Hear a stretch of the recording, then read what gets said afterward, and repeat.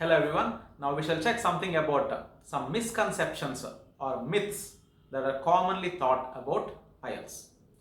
Firstly, IELTS is too difficult. I don't even want to think about this test. Is IELTS too difficult? Obviously, any test is difficult if you don't practice. Well, here we have certain things. Whether it be IELTS or TOEFL or PT or OET or any language test which are designed for international studies purpose or immigration purpose, they go with certain strategies. They go with a set pattern. They have this copyright issues, so they should not copy something from one test to another. So IELTS test is not hard. It is not testing something which you have attained overnight. This is trying to check the skills that you have acquired throughout your journey from your school days till today.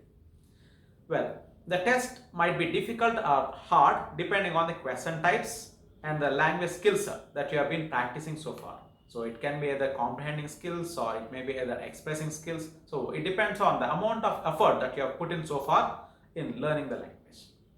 Next, if I sit my test in my home country, I'd be expecting a better score. Is it true? Certainly it is not the case. Whether you take IELTS exam in India or Australia or Canada or UK or America, whatever country it is, this is not at all the fact. In whichever country you take the test, you will be exactly given the same score because all IELTS examiners follow uniform principles of assessment.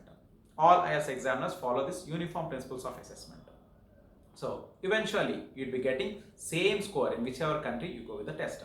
They simply aim at checking how good you are at presenting your language with that guidelines. Are you going with the guidelines given? That is how effectively you are presenting the content with regard to your vocabulary or grammar, or if it is speaking the pronunciation or your fluency. All this matter anyways. They don't care at all in which country you are taking the test. Next, if I make my examiner laugh, I might get a better score. Is it the fact? Definitely not. Because the examiners do not look at your ideas. They check how effectively you are presenting your ideas. Eventually, the vocabulary that you are using to make your language more effective and the type of sentences that you are presenting, the variation that you are showing in the sentence construction, how you are developing one idea from another idea, the links that you are showing, these all play a key role. Certainly, you don't need to worry about making your examiner laugh. This is not at all a competition, isn't it? So that is another case. Next, we have one more point here. We have another one. I will lose marks if I do not speak an American or British or Australian accent. Is it true? Certainly not. So your IELTS examiners do not expect any accent.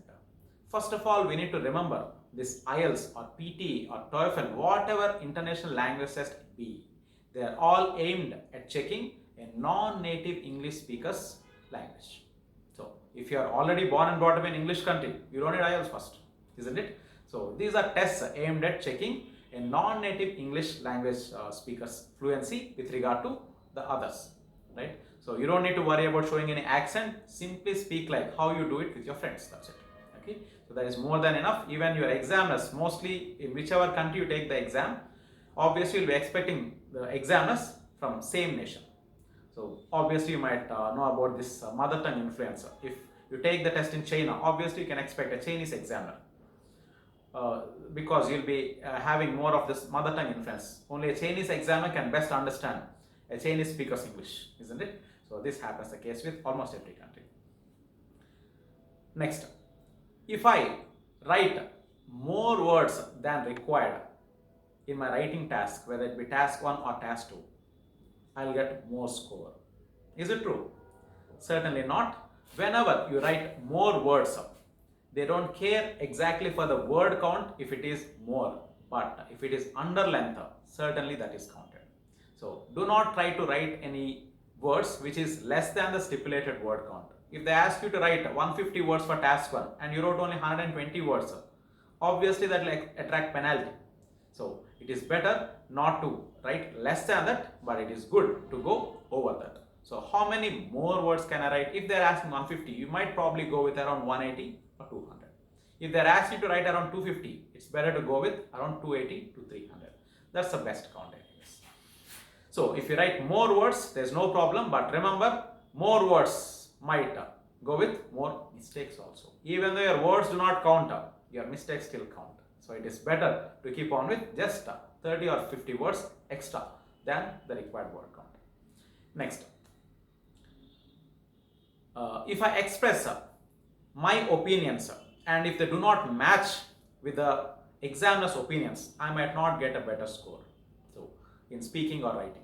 Well, this is not at all the case in IELTS, whether it be speaking or writing. Examiners might be having their opinions, but they don't wait for matching their opinions to that of yours. As this is a language test, they aim at checking only your language skills. Don't worry about that facts or your opinions. They don't care at all for that.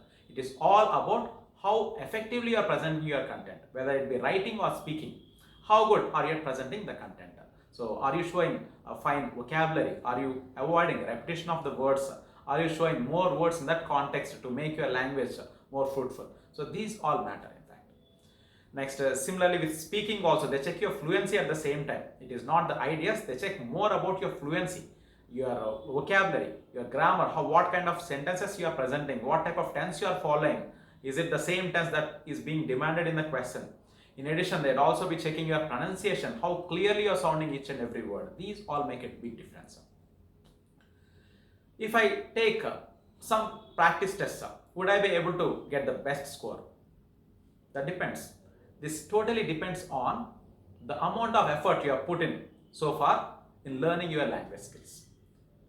Here, if you are a kind of person who has put in a lot of effort in learning your language and you have practiced a lot, you are doing very good with listening, reading, writing, speaking, you have gone through hundreds of books so far, you have read many books, you have spoken many hours so far, definitely you can do it even without much practice. But certainly if you go through certain practice tests and a few hours of guidance, that will definitely boost your score. You need to be familiar with the test pattern first of all, and what are the strategies that are required for getting through for the best score in your examination. If you go through the strategies, right strategies, you could easily manage time first of all, because time management definitely plays with many candidates. If you are not good with managing your time, especially in reading tasks, you see that many candidates keep on complaining about this time management issue in this reading task. And obviously writing matters, because even if they give you 60 minutes time for writing, we still think about many things out of that exam center, isn't it? So we might think about yesterday's curry or day before yesterday's movie. So obviously we'll waste a lot of time, and in the last 10 minutes or 15 minutes we realize that we are in the test center and we keep on rushing something, isn't it? This might be one of the reasons why we spoiled a few tests. Lastly, I've heard, this is the last one, lastly I've heard that it is easy to cheat in IELTS. Is it true? Well, if you are an expert in cheating in the examinations that no one can catch you, probably you might. But definitely it is not at all entertaining in IELTS. So not only IELTS, almost every international language test have this rule anyways. So they have strict guidelines regarding this cheating or malpractice in the examinations. You might be barred for many years. It might range from 2 to 5 years.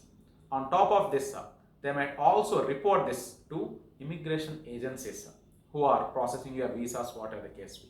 Okay, so it is definitely not good to cheat in the examinations. Also, it is not possible actually. On top of this, you might have heard about some people who might sell you IELTS certificate. If you pay some money, they might charge you somewhere around $1,000, or it can be 1 lakh rupees, whatever the case be. Sometimes it might go up to 10 lakhs or 18 lakh rupees, because I personally know many instances where many candidates have shelled out their money and later they regret. So definitely do not bribe someone, do not give any money for buying IELTS certificates. Not only IELTS, all these language tests, they simply do some editing and add your photo on that, that's it. Okay, so obviously you'll get caught if you apply for any immigration agency. Right?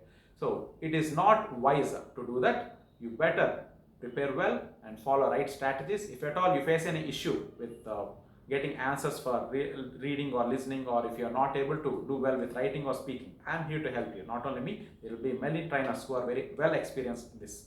So try to seek help from any of the trainers who are very good at this. You would obviously achieve that within lesser time. So this is it. So these are all about common myths about IELTS with regard to what most candidates feel about it. So if you still feel there are any other questions that you wanted to ask me, I'm free to help you. Thank you. Have a good one.